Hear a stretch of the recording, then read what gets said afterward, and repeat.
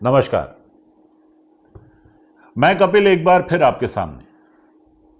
लीजिए, आज आपके लिए एक आश्चर्यजनक कहानी लेकर आया हूं। एक देश में एक साधु वेशधारी राक्षस रहता था। साधु वेशधारी उस राक्षस के बहुत सारे राजनेता मित्र होते थे। वो साधु वेशधारी उन राजनेताओं के साथ नाचता गाता था और अपने कुकर्मों को अंजाम देता था। आम जनता उस साधु वेशधारी दुरात्मा की लच्छेदार बातों पर मंत्रमुग्ध थी और उसे देवता मानती थी। अपने आयोजनों के द्वारा उस साधु वेशधारी ने अपने प्रपंच का बहुत लंबा जाल बिछा लिया था। तमाम राजनेताओं की सोहबत और उनकी सत्ता उसे तमाम सुविधाएं दिलवाती रहती थी। पुलिस वाले उसे सुरक्षा देते थे। उसके आयोजनों को वो सब सुविधाएं मिलती थी जो अन्य आयोजनों को नहीं मिलती। पुलिस वाले उसके कदमों में पीछे पीछे जाते थे। आश्चर्यजनक बात यह थी कि सत्ता जो हर व्यक्ति पर ईडी का छापा पड़वाती थी, उसने इस साधु वेशधारी के खिलाफ कभी किसी भी तरह की कोई जांच नहीं चलाई थी। आखिर सत्ता के शीर्ष पर बैठने वाले व्यक्ति का इस साधु वेशधारी के साथ साझा था, जो इसके साथ नाचता था। अपने धंधे के चक्कर में वो इतना शक्तिशाली बन चुका था कि वो पुलिस जिसे जनता की रक्षा करनी थी, वो उस साधु वेशधारी की रक्षा कर रही थी, उसके लिए काम करने को तैयार थी। यह आपके देश की बात नहीं है। अगर किसी को इस कहानी में किसी के साथ कोई समानता नजर आती है तो यह उसकी अपनी कल्पना शक्ति का कमाल होगा। साधु वेशधारी ने अपने इस धंधे का साम्राज्य पूरे देश भर में फैला लिया था। देश के हर राज्य में उसके विशाल आश्रम थे, जहां वो मासूम बच्चियों का शिकार करता था। देश के अलावा उसने विदेशों में भी अपने कुकर्मों का जाल फैलाया हुआ था और वो देश विदेशों से करोड़ों का चंदा लेता था। उसका प्रभाव क्षेत्र इतना ज्यादा था कि उसकी शिकार बच्चियों और उनके परिवार वालों की हिम्मत तक नहीं होती थी कि वो उस साधु वेशधारी के खिलाफ कोई आवाज तक उठा सके। वो चुपचाप अपनी मूर्खता पर आंसू बहाते थे और अंततः अपने भाग्य को रोते थे। लेकिन आखिरकार एक बच्ची ने हिम्मत की। उसके माता पिता ने पुलिस में रिपोर्ट की।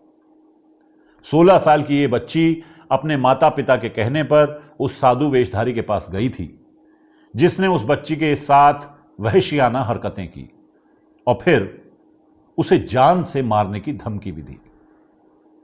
साथ में यह धमकी भी दी कि यदि उसने इस बारे में किसी को भी बताया तो उसके पूरे परिवार को खत्म कर दिया जाएगा। लेकिन बात सिर्फ यहां खत्म नहीं होती। इसके अलावा महिला और उसकी छोटी बहन ने भी हिम्मत करके उस साधु वेशधारी और उसके बेटे के खिलाफ शिकायत लिखवाई।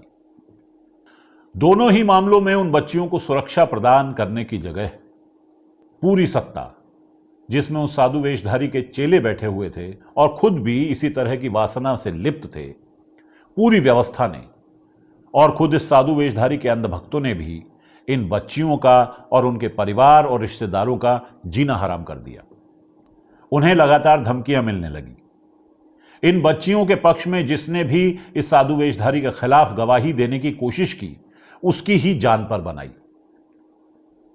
कई लोग सिर्फ इसलिए मारे गए क्योंकि वो उन बच्चियों के पक्ष में थे और इस साधु वेशधारी की सत्ता के सबसे ऊंचे पद तक पहुंच थी। उसके खिलाफ जिन गवाहों ने गवाहियां दी, उनमें से 9 गवाहों पर जानलेवा हमला किया गया, जिनमें से 3 की हत्या कर दी गई और पुलिस इन मामलों की जांच कर रही है। उसके कुकर्मों की लिस्ट इतनी लंबी हो गई थी कि उसके पाप का घड़ा भर गया था। आखिरकार उसे पुलिस ने गिरफ्तार कर लिया और न्यायालय ने उसे उसके कुकर्मों की सजा सुनाई। लेकिन उस साधु वेशधारी के पाप अभी कम नहीं हुए थे। सुनते हैं उसने गिरफ्तारी से बचने की भरसक कोशिश की और लगातार पूरे देश में भागता रहा ताकि सत्ता उसे संरक्षण दे सके। जब उसकी कहीं पेश न चली तो उसे आखिरकार गिरफ्तार कर लिया गया। गिरफ्तार होते समय भी वो पुलिस अफसर को अपने रसूख की धमकी देता रहा। अंत तक वो अपने अंधभक्तों से गुहार लगाता रहा कि वो पुलिस को अपना काम न करने दें और उसे छुड़ा लें। सुनते तो यह भी हैं कि साधु वेशधारी के भय का साम्राज्य इतना विशाल है कि उसे गिरफ्तार करने के बाद, उसे सजा हो जाने के बाद भी आज तक उन पुलिस वालों को, गौर कीजिएगा, पुलिस वालों को विशेष सुरक्षा मुहैया करवाई जा रही है ताकि उनका हश्र भी उन गवाहों जैसा ना हो जाए जिनकी हत्या करवा दी गई थी। यह साधु वेशधारी मुकदमे में गया तो गवाहों के बयानात और पीड़िता की निशानदेही पर अंततः उसे सजा तो मिली, लेकिन साथ ही उसके समर्थन में पूरी अंधभक्त बिरादरी लग गई। पूरी व्यवस्था उसके बचाव में उतर आई। सारी सत्ता ने एड़ी चोटी का जोर लगाया कि उसे किसी तरह जेल से बाहर निकाला जाए। आखिरकार इसका भी इंतजाम किया गया।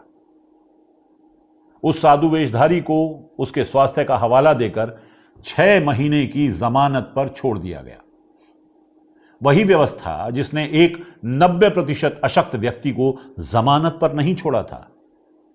एक बूढ़े व्यक्ति को, एक अशक्त व्यक्ति को पानी पीने के लिए स्ट्रॉ तक नहीं दी थी, उसी व्यवस्था ने इस साधु वेशधारी के मामले में दयालुता दिखाते हुए इसे 1 नहीं, 2 नहीं, बल्कि 6 महीने के लिए स्वास्थ्य लाभ करने के लिए जमानत दे दी। अब मुसीबत उन गवाहों की है जिन्हें कोई सुरक्षा नहीं है, जो कभी भी मारे जा सकते हैं। अब मुसीबत उन पुलिस वालों की है जिन्होंने इस साधु वेशधारी को पकड़ा, उसे सजा दिलवाने में मदद की। लेकिन मामला तो इससे भी ज्यादा संगीन है। यदि आपके घर कोई बलात्कारी आएगा तो आप उसका स्वागत कैसे करेंगे? जरा सोच के देखिए। क्या आप उसका स्वागत करेंगे? क्या आप उसकी आरती उतारेंगे? क्या आप उसकी पूजा करेंगे? क्या आप उसे पूज्यनीय मानेंगे? जी नहीं। आप पूरी कोशिश करेंगे कि वो वहशी आपके परिवार के करीब तक ना फटके। आप कोशिश करेंगे कि आपके घर की, आपकी समाज की बहू, बेटी, महिलाएं सुरक्षित रहें और उसके चंगुल से बच सकें। लेकिन अफसोस कि जब वो जमानत पर छूटा तो उसका भव्य स्वागत किया गया। देश की सनातन पवित्रता को हजारों अंधभक्तों ने अपने कदमों तले रौंद दिया। उस साधु वेशधारी के इस आयोजन से किसी को कोई तकलीफ नहीं हुई। वही व्यवस्था जो 150 मजदूरों को प्रदर्शन से रोकने के लिए लाठी चार्ज कर देती है, उसने इस आयोजन को होने दिया। आस्था के नाम पर बलात्कारी का भव्य स्वागत किया गया और पीड़ित लड़कियां इस आयोजन को बेबस देखती रही। मैं एक बार फिर कहना चाहता हूं कि मेरी इस कहानी से अगर आपको किसी के साथ कोई साम्यता दिखाई देती है तो यह आपकी अपनी कल्पना शक्ति का कमाल है, यह आपके देश की बात नहीं है। मैं खुद इस मामले में इतना ही कहना चाहता हूं कि एक और पाप देखना था इस जमीन को अभी। बच्चियों की अस्मत से नहीं कोई सरोकार इन्हें।